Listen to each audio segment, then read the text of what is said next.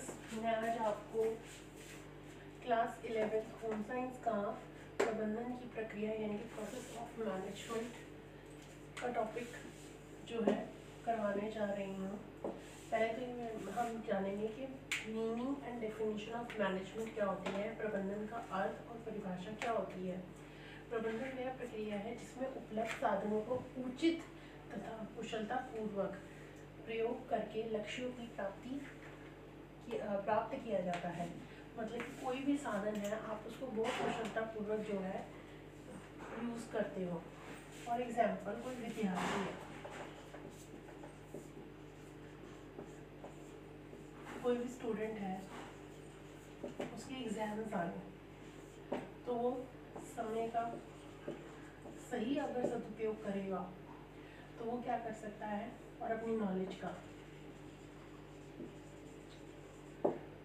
तो वो एक अच्छा रिजल्ट पा सकता है। कैसे पा सकता है? अगर वो समय का जो है प्रॉपर डिवीजन करे।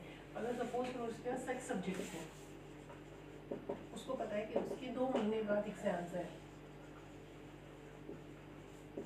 तो वो क्या करेगा कि 2 महीने के अंदर 6 सब्जेक्ट्स को ऐसे डिवाइड करेगा पर डे में कि वो दिन में 2 घंटे अपनी क्षमता के हिसाब से 2 घंटे दे, 3 घंटे दे, फिर 4 घंटे दे, जो उसको लगता है जिस पे ज़्यादा समय देना है। सपोज करो उसका सब्जेक्ट कोई एक वीक है तो उस पर वो ज़्यादा समय देगा, जो उसको ईजी लगता है या उसमें जिसमें मास्टरी कर रखी है, उसको लगता है कि मेरे को काफ़ी हद तक काफ़ी चीज़ें आती हैं, तो उसमें वो कम टाइम देगा।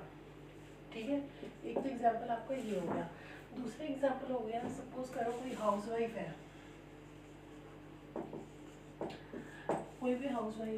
वो क्या करेगी, उसके पास कोई भी बजट है कि उसको सपोज करो 10,000 में पूरे घर का खर्चा चलाना है, तो क्या करेगी कि कम से कम पैसे खर्च हो कि वो जो है 10,000 में गुजारा कर सके। तो अगर उसको कोई हुनर आता होगा, सपोज करो अगर उसको कुकिंग आती है तो वो कुक नहीं रखेगी। ठीक है, अगर सपोज करो उसको कोई अचार वगैरह उसके घर में कंज्यूम होता है, तो वो क्या करेगी कि अचार जो है मार्केट से ना लेके, अगर उसको बनाना तो वो खुद बनाएगी। ठीक है, तो एक एग्जांपल आप ये भी देख सकते हैं। दूसरा है आपका प्रबंधन की आवश्यकता। उचित प्रबंधन से उपलब्ध संसाधनों की सीमाओं का ज्ञान। मतलब कि कोई भी आपके पास उचित प्रबंध हो, संसाधन को किस तरीके से उसको ज्ञान पूर्वक जो है आप यूज करें। प्रबंधन करने से अल्पकालिक एवं दीर्घकालिक लक्ष्य को निर्धारित करें। कि पहले आप अपना जो आपको लगता है कि पहले ये नहीं है कि मेरे को सपोज करो घर बनाना है, तो आप क्या करोगे, आप ये सोचोगे चलो मैं घर नहीं बना सकता, तो मैं उससे पहले कोई छोटा काम है, मैं गाड़ी लेने का सोच रहा हूँ, तो मैं पहले गाड़ी ले लूँ। ठीक है, तो प्रॉपर तरीके से आप ये है कि अपने लक्ष्यों को निर्धारित करें। सपोज करो एक स्टूडेंट के, अगर मैं इसमें से एग्जांपल करती हूँ, उसको 6 सब्जेक्ट में उसकी 6 सब्जेक्ट के पेपर लेने हैं, जैसे हर साल में होते हैं।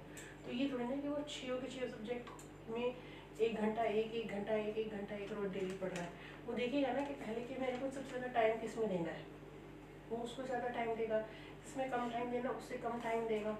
तो वो अपने लक्ष्य निर्धारित करेगा कि पहले मेरा शॉर्ट टर्म गोल क्या है, और शॉर्ट टर्म में सपोज करो उसको होम साइंस लर्न करनी है, उसमें 5 चैप्टर लर्न करने हैं, तो क्या करेगा, डेली के वो डिसाइड करेगा कि मैं 5 चैप्टर अगर मुझे लर्न करने हैं तो 4 जो है मैं टॉपिक करूँ। ठीक है, जिससे कि मैं अपने जो है लक्ष्य तक पहुँच जाऊँ अच्छी तरीके से। लक्ष्यों को क्रमबद्ध तय करना, जैसे कि आपको स्कूल जाना है, ठीक है, तो आप सबसे पहले क्या करोगे, अपने आप को रेडी करोगे। ठीक है, तो अपने आप को रेडी करके फिर जाना, फिर आप नाश्ता करोगे। ये नहीं कि पहले नाश्ता करने बैठोगे, रेडी बाद में होगे। हालांकि कई बच्चे ऐसा करते भी हैं, पर that's not the way to do it. ठीक है, समय समय पर मूल्यांकन से व्यवस्थापन हेतु लिए गुण दोष का पता चलते रहता है।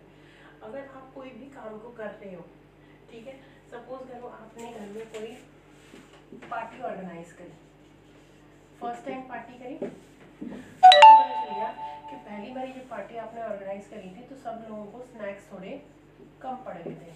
तो जब सेकेंड बारी पार्टी ऑर्गेनाइज करोगे तो आपकी सारी चीज़ें परफेक्ट थी, स्नैक्स।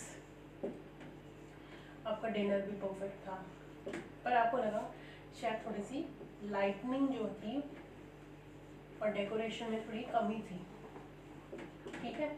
तो आपको हर बारी जो चीज़ आपसे गलती हो चली जा रही है, जब आप उसको इवेल्युएट करते हो बैठ के, घर में कोई भी शादी हो कुछ भी हो तो आप हमेशा इवेल्युएट करते हैं, ये चीज़ कम हो गई थी, ये चीज़ ज़्यादा हो गई थी, तो उसको नेक्स्ट टाइम पे जो करने पे है आप उस चीज़ का ध्यान रखते हो।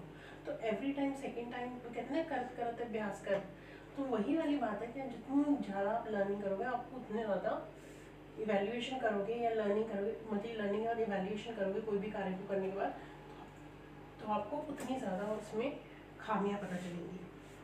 उचित प्रबंधन परिवार का जीवन स्तर ऊंचा उठाने में सहायता है। अगर आपके घर में देखते होंगे, अगर आपकी मम्मी प्लानिंग से चल रही है या पापा प्लानिंग से चल रहे हैं, तो आपका क्या है, लेवल ऑफ लिविंग राइज ही हो रहा होगा। अगर आपकी मम्मी वर्किंग है, आपके पापा भी वर्किंग है, आपने देखा होगा पहले आप अगर किराए के मकान में रहते होंगे, आपने अपना घर लिया होगा या अपना घर लिया होगा तो छोटा घर होगा, अगर वो इतनी मेहनत कर रहे हैं, आगे बढ़ रहे हैं, तो लोग हो सकता है उनने 10 और घर की कोई ना कोई चीज़ ली होगी कि अब चलो हमारे पास ये चीज़ नहीं है तो हम ये चीज़ ले लें, ये चीज़ की कमी है तो हम ये चीज़ लें।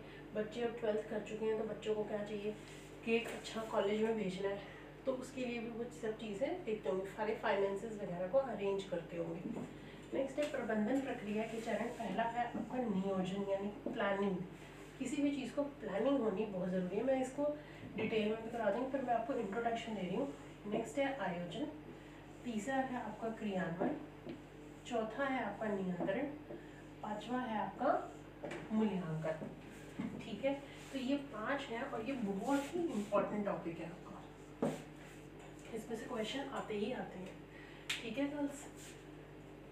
अब आपने आज क्या किया, प्रबंधन की प्रक्रिया, प्रबंधन का अर्थ कि कोई भी साधनों को उचित तथा कुशलता पूर्वक प्रयोग करके अपने लक्ष्यों की प्राप्ति करना। प्रबंधन की आवश्यकता, ये मैंने आपको सारी चीज़ें बता दी हैं कि लेवल ऑफ लिविंग अच्छा करना, उचित जीवन स्तर करना, समय समय पर मूल्यांकन से जो होते हैं हमें व्यवस्था के गुण और दोष पता चलते हैं, ठीक है। लक्ष्यों को क्रमबद्ध तय करना, ये भी हम इसमें सीखते हैं। प्रबंधन करने से अल्पकालिक व दीर्घकालिक लक्ष्यों को निर्धारित किया जाता है। उचित प्रबंधन से उपलब्ध संसाधनों को सीमाओं का ज्ञान होता है कि संसाधन में कौन सी जो है सीमाएं हैं, कमियां हैं। और प्रबंधन की प्रक्रिया नियोजन, आयोजन, क्रियान्वयन, नियंत्रण और मूल्यांकन। आप भी अपनी बुक में अगर जो प्रबंधन की प्रक्रिया बनाओगे तो आपको ये बनाना भी है ऐसे फ्लो चार्ट फॉर्म में, और प्रबंधन की आवश्यकता भी इसी पॉइंट्स फॉर्म में लिखनी है। आपकी बुक में डिटेल में दी हुई है, आप वहाँ से भी बता सकते हो, ये मैंने शॉर्टकट में दिखा दिया आपको। और ये अर्थ, ये तीनों चीज़ें आपने अपनी कॉपी में लिखनी है, ठीक है बस।